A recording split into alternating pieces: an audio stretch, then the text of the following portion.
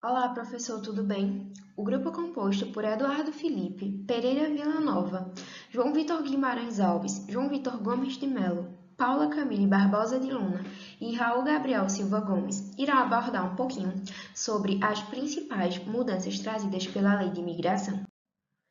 Sancionada em 24 de maio de 2017, com vetos, a nova Lei de Imigração foi proposta através do projeto de lei 288 de 2013, pelo senador Aloysio Nunes Ferreira, que dispõe justamente sobre os direitos e os deveres do migrante e do visitante. Regula também sua entrada e estadia no país, estabelece princípios e diretrizes políticas públicas para o imigrante.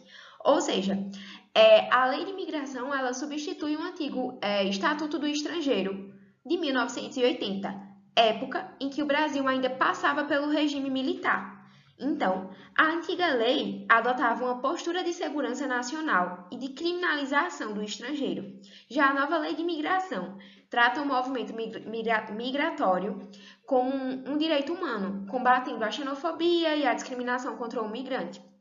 Então, as primeiras manifestações de uma política migratória brasileira remontam ao Império e ao início da República. A partir desse período, ocorreram vários pontos de inflexão em nossa política migratória, intercalando-se momentos de maior repressão à entrada de imigrantes, como, por exemplo, no primeiro governo Vargas, que se deu entre 1930 e 1945, e o regime militar, nos anos de 1964 e 1985, em momentos de maior recepção aos imigrantes, como no pós-Segunda Guerra Mundial e durante a redemocratização do país. Olá, tudo bem? Me chamo João Vitor Guimarães Alves e, dando continuidade aqui ao trabalho, vou abordar um pouco mais sobre alguns pontos que foram vetados por Michel Temer em relação à lei de imigração, tá bem? Como a gente sabe, a lei de imigração ela sofreu algumas alterações durante o governo de Michel Temer e essas alterações, por sua vez, foram bastante incisivas e relevantes, considerando que alteraram o texto e a redação da lei, tá bem? Eu vou pontuá-las uma a uma para a fim de fazer um panorama geral ao final. Primeiro, houve a questão da autorização de residência às pessoas que entraram até abril de 2016 no país, independente de situação migratória prévia. O direito à livre circulação fronteiriça de povos indígenas e populações tradicionais. Revogação de expulsões decretadas antes de 1988 e a proibição de expulsão por motivo de crime realizado no Brasil por imigrantes que tenham moradia no país por mais de 4 anos.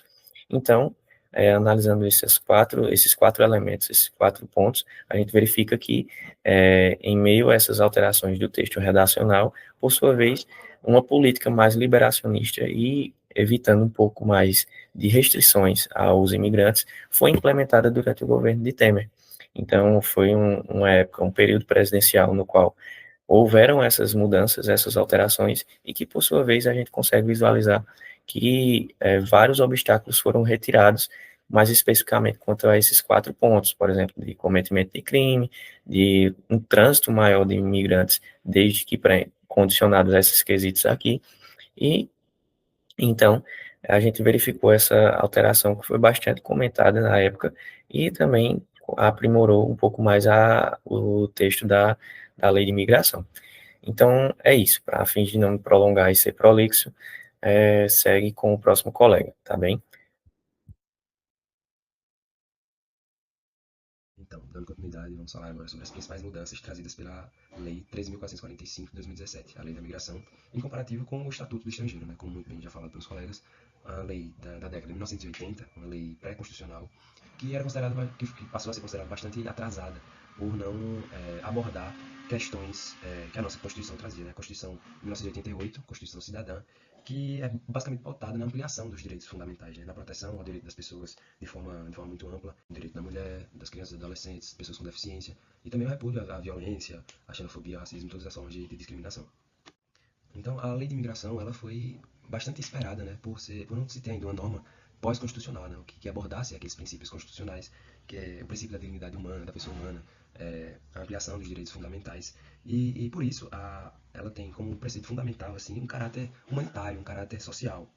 Então, agora vamos começar a ler aqui as disposições das principais mudanças trazidas por ela, que ela facilita o processo de obtenção de documentos para legalizar a permanência do imigrante no país. Os imigrantes não podem mais ser presos por estarem de modo regular no país, como antes era previsto no Estatuto do Estrangeiro.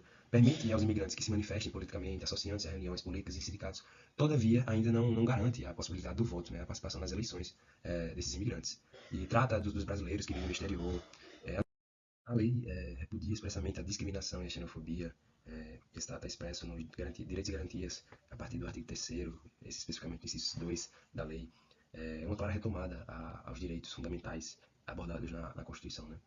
A política de vistos humanitários foi institucionalizada, a existência de um visto temporário específico, um visto que anteriormente não se tinha, né, que ele vai depender da sua finalidade, o visto concedido, o tempo que você vai ficar, seja para estudo, trabalho ou tratamento de saúde, por exemplo. Igualdade no acesso a serviços públicos, todos são tratados igualmente, seja brasileiros, seja naturalizados, seja imigrantes, todos devem ser tratados e ter acesso aos serviços públicos de forma igualitária. Criação de 2 mecanismos de proteção, o acolhimento humanitário, né, sempre com essa retomada de caráter social, caráter humanitário, e a proteção às pessoas apátridas. Né, a lei de imigração ela toma um cuidado especial a tratar dessa questão das pessoas apátridas a partir do artigo 26 da lei, e inclusive ela aborda um mecanismo de facilitação para a naturalização dessas pessoas que não têm registro em nenhuma outra nação.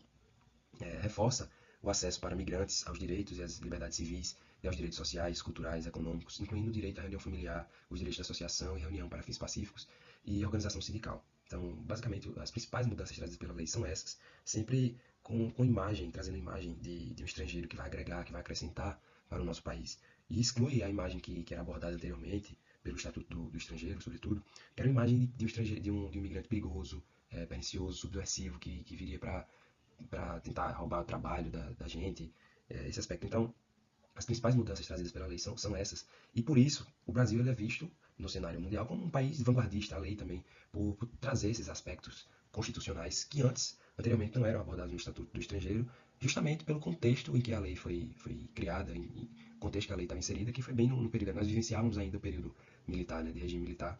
Então, é isso. As principais mudanças trazidas pela lei são importantíssimas. E agora veremos como está a questão da migração no Brasil hoje. Olá pessoal, vamos fazer agora aqui algumas considerações a respeito da migração no Brasil atualmente, né? Como está o cenário na prática. E observando alguns dados, né, nós percebemos que o número de imigrantes, apesar de estar crescendo exponencialmente nas últimas décadas, nos últimos anos, ainda é um número irrisório se comparado à população restante, à população total. E está aí em torno de 1.800.000 a 2 milhões de pessoas. É um número bastante pequeno, né? Cerca de 1% ou menos da população brasileira, que a gente sabe que é muito grande e ultrapassa, né, os 240 milhões de habitantes. E a gente percebe também que com essa gradativa chegada de imigrantes, está acontecendo também uma ocupação, né, por parte desses imigrantes dos postos de trabalhos formais aqui no Brasil. Não que isso signifique, né, uma ocupação de vagas de brasileiros, mas é uma ocupação sustentável, que mostra que o Brasil é um país de oportunidades. Fazendo um recorte também e uma análise de onde vêm esses imigrantes, a gente percebe que muitos vêm de países aqui da América do Sul, principalmente, e países próximos ali da América Central, como Cuba, como Haiti, e da América do Sul aqui, principalmente a Venezuela. Então a gente percebe que em comum esses imigrantes, né, de países circunvizinhos são de países que de certa forma passam por uma crise, né, humanitária, uma crise de oportunidades, e as pessoas vêm aqui no Brasil justamente para procurar um novo rumo para a sua vida. E aí, fazendo também uma análise sobre os brasileiros que saem do Brasil, né, os emigrantes, e uma análise com os estrangeiros que chegam, a gente percebe que sai muito mais brasileiro aqui do Brasil do que chega imigrante. Então, esse é o cenário atual da imigração no Brasil, e são esses dados que a gente tem para trazer e mostrar nesse trabalho.